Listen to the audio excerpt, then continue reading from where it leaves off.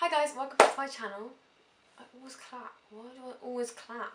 I feel like I haven't filmed a video in like a few weeks. Obviously I did my New Year's resolutions video, but a bit has changed since then. I'm back at uni, I've had my hair cut, I don't know if you can tell.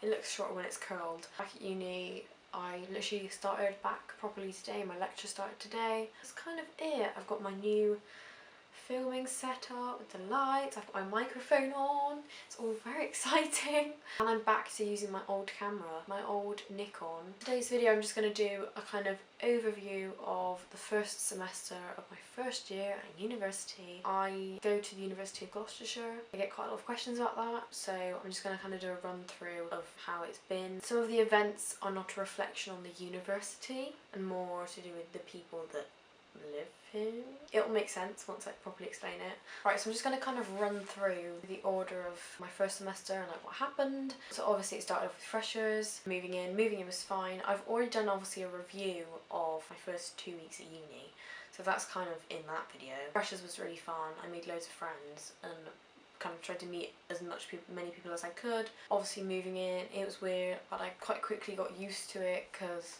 I was able to go home as and when I could, and I have throughout the whole semester been home when I wanted to, because obviously I'm from Bristol, so it's only an hour away in a car and like 40 minutes on the train. So that's kind of freshers. I'm going to be very brief about this because it's not really my place to say, but within the first 2 weeks we lost a student on our accommodation, and it was a really distressing kind of thing for quite a lot of people. And 2 weeks into uni you don't expect that to happen. For a lot of us it was quite scary and just kind of, I don't know, I can't really explain it. It was just very odd when it happened, obviously because we literally just all started university, and for that to happen was just kind of like, you know, you kind of realised how real the world was, if you kind of know what I mean. Even though it was distressing for quite a lot of people as like a, you know, accommodation campus kind of thing, we were all really supportive of each other, and the uni obviously had really good services to go and talk to if they were struggling and stuff, things like that. So even though that tainted like the first few weeks and was obviously very unexpected and no one really knew what was going on when it happened, it was like probably one of the most bizarre things I've ever like experienced. We all came through it, and I think a lot of us actually grew up quite a lot within those first 3 weeks because of what happened. So the next one I've got written down is being sick. Freshers for me was fine. A lot of people get freshers flu. I didn't get freshers flu. I got the flu probably about 2 weeks after freshers finished, and I'm not joking, I'm still ill now. Like, I've not been ill. I had a really bad cold and that went on for a while, and I just felt horrendous.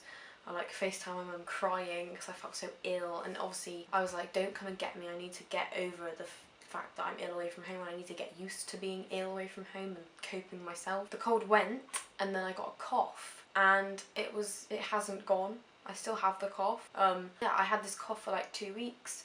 Then I went to the doctors, and the guy checked me over and was like, yeah, it'll be fine, it should go within a week. Another like 2-3 weeks passed. I thought it was getting better and it wasn't, and then it was still bad, and so I went back to the doctors because my friend, she also had the same cough as me, and she'd been told she might have whooping cough. So obviously knowing what whooping cough was and knowing it was quite serious, I looked it up and looked up the symptoms, and it was like, you have a chesty phlegmy cough, which I had, and the phlegm is so big that it'll make you choke and vomit, and I'd done that a few times and like thrown up because it would get lodged in my throat. This is quite disgusting, I'm sorry. I'm just going into detail. And then it was like, you know, you don't always do the like hoop that you get when you're a baby, and it said that, you know, it's not contagious after 2 weeks or something like that. So I knew I wasn't going to pass it on to anyone else, but it said that the cough would just last for 12 weeks. And I went back to the doctors and said that my friend had been told she might have it, and I was like, we both had the same symptoms, and he was like, okay, I'll book you in for a blood test. So I had the blood test just before, like literally the last day of the semester, like 15th of December, the day I went home. I had it in the morning, and they told me they were going to let me know the results over Christmas, and they didn't. And so I came back to uni, and when I did, I went into the reception and was just like, I'm just wondering if you've had the results from my blood test, because, you know, and the woman was like, yeah, I checked it, it's fine. I was like, what? So I still don't know why I've got this cough. Yeah, so I'm still ill. That's been something that it's been odd and I've had to get used to. I'm probably going to wait a few more weeks and go back and then see if what they say, but I'm hoping it's on its way out because it's almost gone. Touch wood, it'll go within the next few weeks because it's still getting on my nerves. Obviously, one thing that I've learned over semester 1 is that you need friends, you need support. I highly advise everyone that goes to university, you need to interact with your course mates, you need to interact with your flatmates. I don't understand how people can go their whole like uni life and like wake up, go to uni, leave, sit in their room for like 7 hours. I just don't get it. You need to interact with people, otherwise you will literally go stir crazy. And you need friends, you need people that are going to be there for you when bad things happen. And when I'm lucky, I've made some great friends here, and you know, if anything bad happens, I know that I can go to them and they can come to me. It can be quite hard living with people and being in people's space, but it's really important to try and find people that you connect with, just so you've always got someone there. Another thing, of course, is living with people. Now, I've never lived with more than 3 people, and they're 2 people of which are my parents and 1 of which is my sister, my family. Living with people from all over the place is a lot different, and we're all very different. We have different views, we have different opinions, we have different likes and dislikes. That can sometimes be quite an issue. Not really for me, for other people I know, that can sometimes, people just do not get on. I feel like I've been quite fortunate in the fact that my flat that I know, specifically out of my block, is the only flat really that actually everyone gets along really well. I'm saying this. The only issue we've had, and I know that some of my flatmates will see this, we've had a number of like pranks in our flat. We've tried to find out who it is doing it, we don't know. We've asked the residential like support whatever to try and find out who it is, and the only person it could be is someone that lives in the flat, because everyone has to have a key card. I'm being really hopeful that it's stopped now, but before Christmas, like literally, I think we had 9 incidents in our kitchen where someone in the middle of the night, we don't know who it was, to this day we still don't know. I have my suspicions, but we literally have no idea, would come in, and mainly in my cupboard. The first time someone got orange juice and literally opened a bunch of cupboards and threw it in everyone's cupboard. I had to clean my whole cupboard out, clean all my like cutlery and bowls and stuff, and I had food that was, you know, packets of food that was covered in orange juice. Some people had to like throw out food because it was soaked in orange juice. You know, we've had a number of instances. The worst one actually happened to be on my birthday. It was like my birthday, like the morning after. We'd obviously all been out, I'd come back and stuff. We had, someone had gotten like tomato, like passata sauce, something like that, and literally thrown it over every cupboard and poured it all in my cupboard. And it was literally, it was like a massacre. It was everywhere, all over the floor. Someone had taken my soy milk out of the fridge and thrown it on the floor with the open lid, and it was everywhere. And it was an absolute mess. We've had like a number of things, just petty, stupid, childish rubbish. Someone poured cider in mine and my friend's cupboard. Literally, it's ridiculous. Obviously, this is a person, our residential support tried to sort it out and tried to speak to people. She sat down with us as a flat and was like, is anyone going to admit to this? And no one did. I can say hand on my heart, it's not me.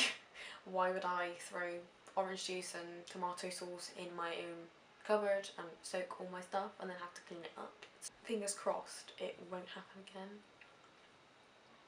I will not be happy, and I don't know, maybe they're watching this now. Maybe one of my flatmates that does this is watching this now. It's probably going to happen now as soon as I've said it, and it's always against me. Whatever. Another thing that I think is quite important that I've learned over the past semester, like over the first semester, money. You kind of forget how easy it is to throw away money. Obviously, semester 1 was the longest semester, and we had Freshers Week and then Christmas. So obviously Freshers Week, everyone goes out, everyone buys drinks. You know, that's how you meet people and kind of make friends, and kind of it eases you into uni life, you know, because you're out just having fun. It takes your mind off of the fact that you're away from home and you're missing your family. So that obviously, I spent money on that, and then it got to Christmas and I was in my overdraft, and I am still in my overdraft. I worked over Christmas and I get paid in 4 days. No, 3 days. So, God, I'll be out of my overdraft.